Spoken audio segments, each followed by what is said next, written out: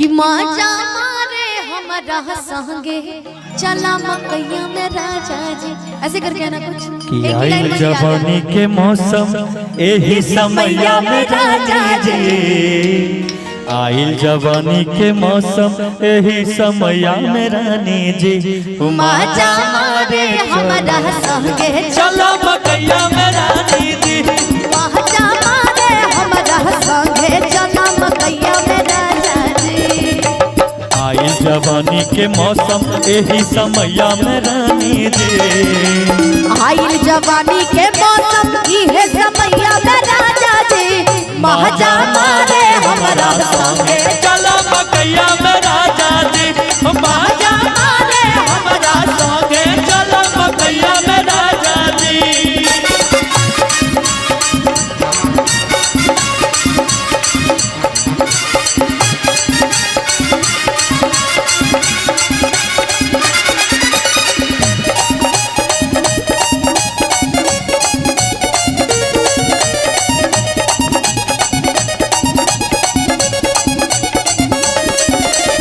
इहे उम्र बा प्यार करे के दिल धर के रफ्तार में, आबो ना जल्दी से डार्लिंग हमरा तू अखबार में। इहे उम्र बा प्यार करे के दिल धर के रफ्तार में, आबो ना जल्दी से डार्लिंग अब हमरा अखबार में। जैसे मन करे हमरा के ले लो सुनो सवरिया हो, लड़ा लो जितना दिल चाहे करे जा हमसे नजरिया हो। लेकिन अगर मैं तुम्हारे लिए अगर इसमें गा दूं तो तुमने तो बोल दिया कि चला मकैया में रानी जी, ठीक है? अब मेरी बात सुनो, अब गाऊं जिकरा से शादी करूंगी ओ करे कलाई धरूंगी, दिन में बन गई के दरवाजा पूरा मैं उसी को धरूंगी।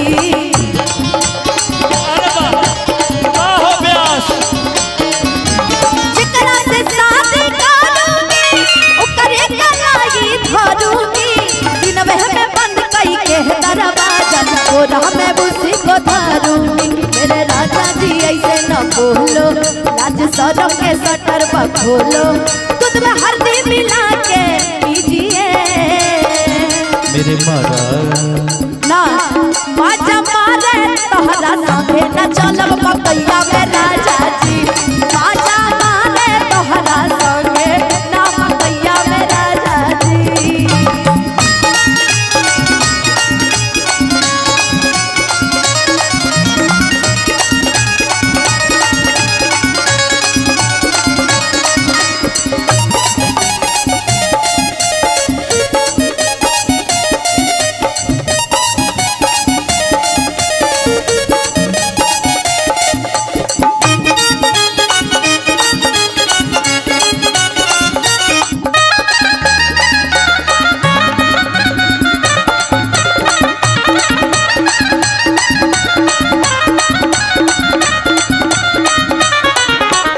इहे उम्र बा प्यार करे के दिल धर के रफ्तार में, आबो ना जल्दी से डार्लिंग अब हमरा अखबार में।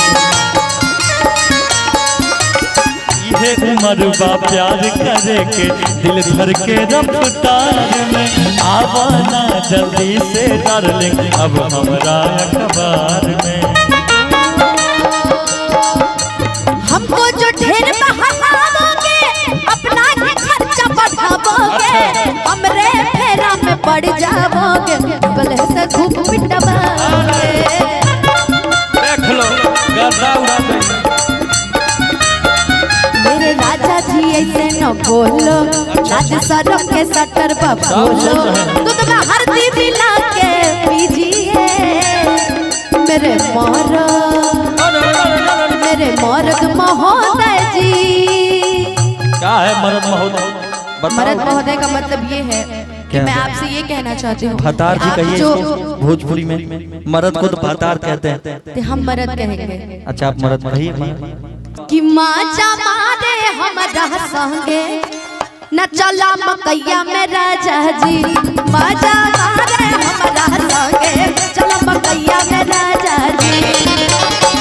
जवानी के मौसम यही समैया में रानी जी। आइल जवानी के मौसम इहे समैया में राजा जी।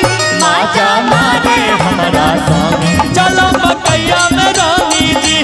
माजा मारे हमारा संग चलो मकैया में रानी जी। माजा मारे हमारा संग चलो मकैया में रानी जी। माजा मारे हमारा संग चलो मकैया में रानी जी। चलो चलो चलो चलो चलो कहाँ चल ऑर्गन के पास ऑर्गन के पास ऑर्गन के पास